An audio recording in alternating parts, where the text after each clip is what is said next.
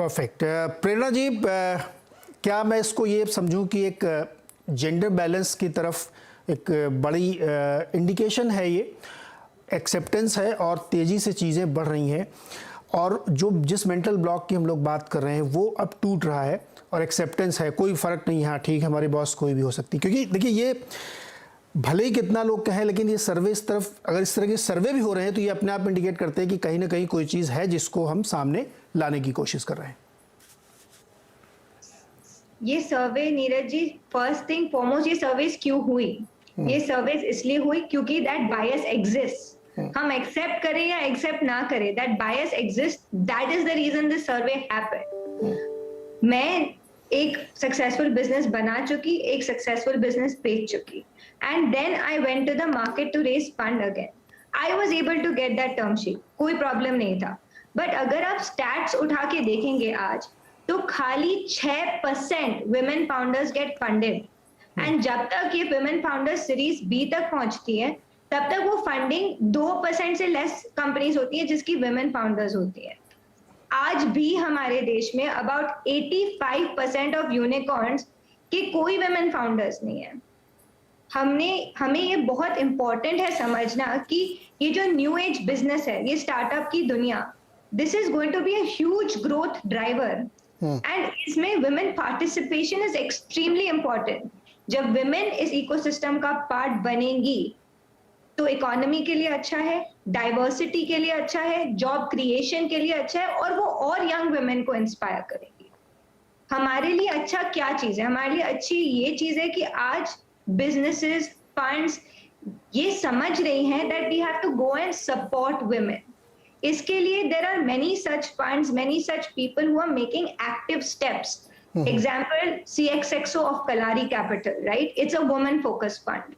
She Capital, it's a woman focused fund. But I also think ये support चलते रहना पड़ेगा through the entire journey of entrepreneurship, from founding to funding a business in their successful rounds. वो support का system continuously जारी रहना पड़ेगा। Otherwise हम बातें कर सकते हैं, हम बोल सकते हैं that as a women leader we are not facing the bias, but the facts and statistics are not supporting this, right? Yes, अगर आप देखेंगे कि some sectors, right, education being one of them, there are women leaders, but आप deep tech का number उठा के देखो, आप manufacturing का नंबर उठा के देखो, वहां पर ये numbers, there will be minuscule numbers which will not support this women diversity or women empowerment matters at all. So I think things are improving, but I think we have a long way to go. प्रेरणा जी, एक सवाल और आपसे, जो कि आपने कहा कि जब सीरीज बी सी की फंडिंग तक मामला पहुंचता है तो 2-3% ही रह जाता है, इसके पीछे क्या रीज़न है? क्या ट्रस्ट फैक्टर कम होता है या कोई और रीजंस हो सकते हैं? आप हमें एनलाइटन करें। लंदन बिजनेस स्कूल ने एक बहुत अच्छा सर्वे किया था where they actually put the same pitch deck, खाली नाम चेंज कर दिया वुमेन फाउंडर और मेल फाउंडर का, and it turned out that same pitch deck पे more male founders were getting funding, खाली नाम ही अलग था, and women founder को less funding मिल रही थी। इसके लिए बहुत सारे reasons है, right? पहले तो certain basic reasons होती है that women founders obviously face more hiring issues, right? जब आप एक startup build कर रहे हो, obviously you have to attract the best talent, and कहीं ना कहीं वो mindset रहता है कि you know, do I want to really be serving a woman boss? Yes, that's changing, but it's not that we are rated as the same as men, right? Funding, 6% funding हो रही है women startups की, right? Anybody is worried कि पता नहीं है series B के बाद कहाँ तक जाएगा। Mentoring and networking, right? जो abilities आज men के पास है with male mentors या networks available है, वो support women को available नहीं है, and there is definitely an unconscious bias that is there. And honestly, one of the very big issues that we face for women today is personal branding, right? अभी आप देखो कितने women, how many women do we have in India today, right? Millions of women in India. But आप देखो कि कितने women की personal branding हुई है who are on the forefront of change, right?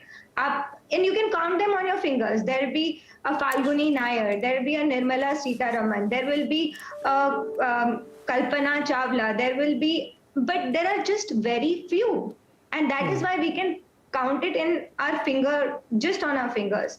So the point is simple, that there is that unconscious bias. People are making those steps, but अगर hiring, funding, networking, ये सबको challenges सामने दिख रही है, तो obviously as we go further, the challenges become bigger and bigger. Funding becomes lesser and lesser, and that's the main reason. Perfect. Shivkant ji, आपने अभी सुना 4 लोगों की बातें।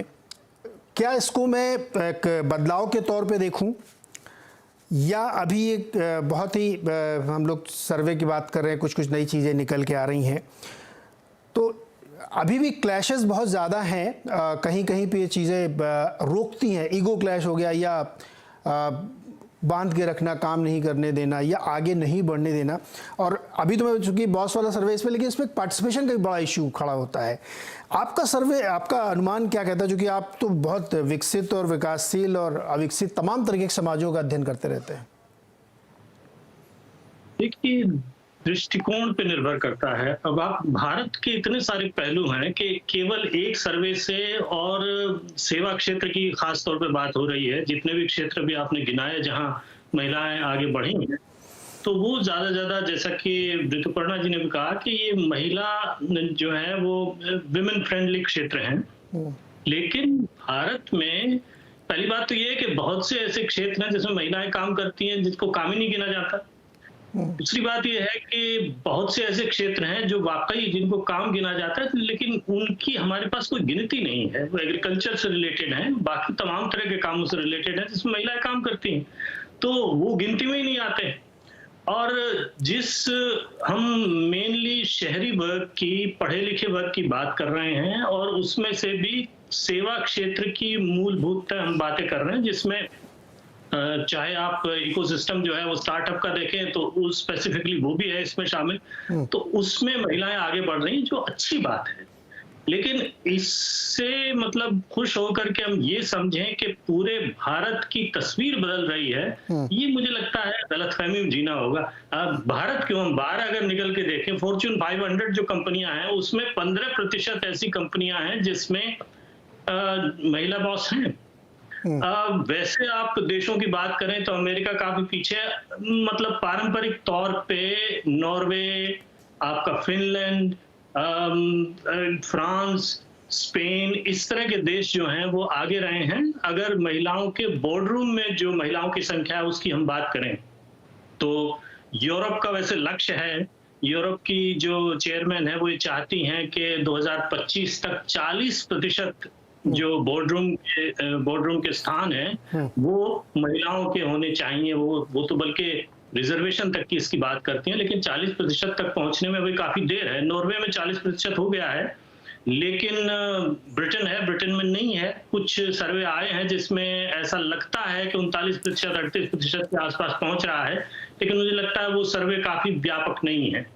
तो कुल मिला के सब जगह स्थिति ऐसी ही है। अब आप यहाँ जो है बड़े ब्रांड देख लें, जैसे ब्यूटी के ब्रांड देख लें, शनेल की जो सीईओ है वो महिला है, लेकिन दुनिया भर के ब्यूटी ब्रांड है कि कितने ब्यूटी ब्रांड ऐसे हैं जिनकी सीईओ महिलाएं हैं, कितनी बड़ी कंपनियां हैं जिनकी सीईओ महिलाएं हैं। ये बताइए, सारे के सारे जो कमर्शियल बैंक हैं, फंडिंग की बात हो रही थी, कमर्शियल बैंक की सीईओ महिलाएं क्यों नहीं है? सब जानते हैं, और ये हर बिजनेस स्कूल मानता है कि जहां तक कारोबारी सेंस की बात है, जहां तक प्रूडेंस की बात है, जहां तक पैसे को, वित्त को हैंडल करने की बात है, महिलाएं पुरुषों से बेहतर साबित होती हैं। लेकिन इसके बावजूद कमर्शियल बैंक की हेड महिला आपको बहुत कम देखेंगे। तो ये सारी ग्लास सीलिंग्स हैं, क्यों हैं? इसके पीछे सांस्कृतिक कारण है, मानसिक कारण है, शिवकांत जी,